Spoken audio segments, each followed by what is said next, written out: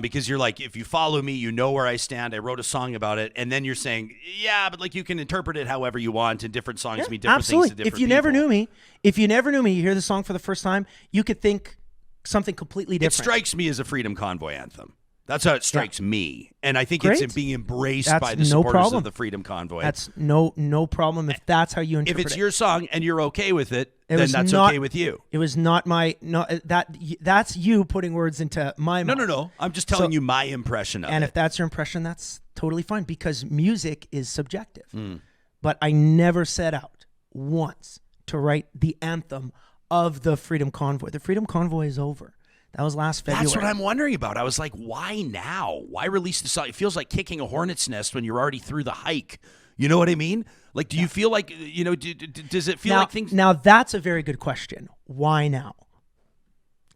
I don't have an answer to that question other than I still feel the way that those lyrics say to a degree.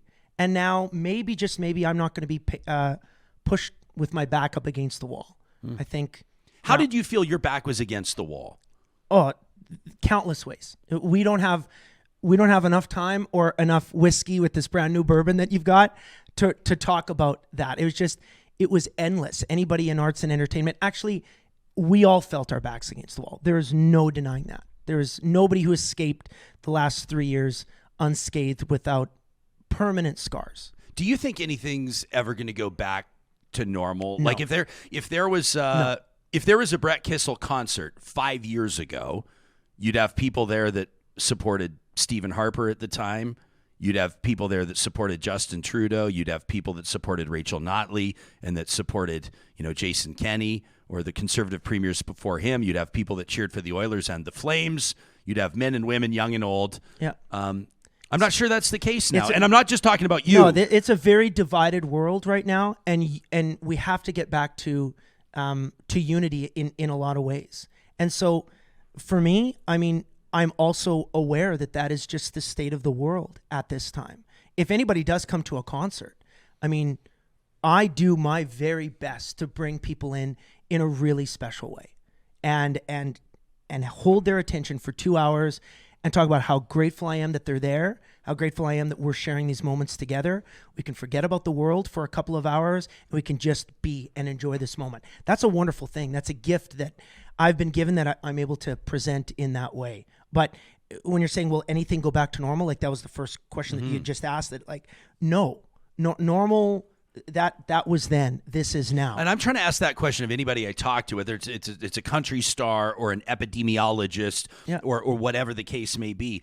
And I don't think it will either. I hope that it will in 20 years, but I think that people have long memories. And I think that goes both ways. Yes. I think that people that have a conviction that some didn't do what they should have done and didn't buy in, some people that have disdain toward, for example, the Freedom Convoy, will always feel something toward friends of theirs or former friends of theirs that supported or participated in the convoy, and vice versa. Absolutely. It was the Great Divide. It was the Great Divide. 2020 and 2021 was the year of the Great Divide.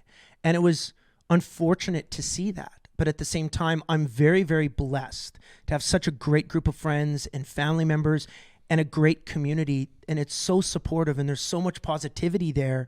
And my amount of friends has really shrunk over the last couple of years, but by design. I was going to ask, intentionally? And absolutely. And it had nothing to do with opinions. It had nothing to do with all of these different things that people would think.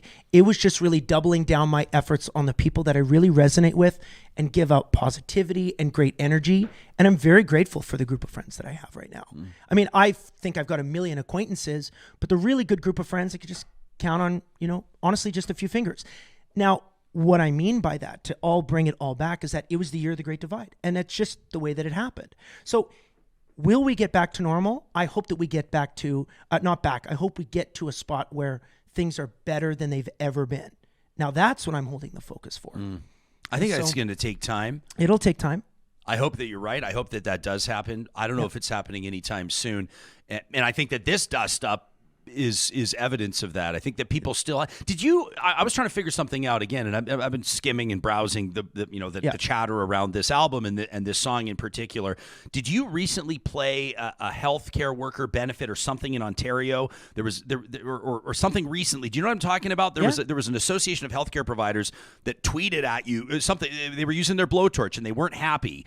I think they felt like they thought that you had their back, and then that the song kind of took a big swipe at healthcare restrictions. Because I don't know exactly what particular tweet you may be talking about. Again, like I do run my social media. Do you have a message? Put it this way: do you have a message to healthcare workers that felt like you're cracking?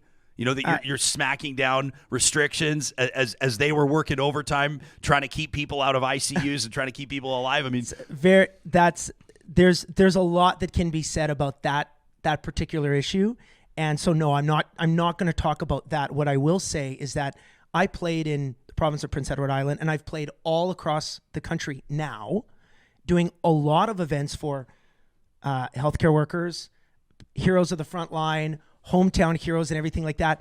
It's very, very important to support and tip my cowboy hat and help raise a lot of money for very important causes across the nation. And I've done that. So my body of work really, I think, speaks for itself. So if there's some particular tweets or people on social media that are upset about this particular song, that's okay.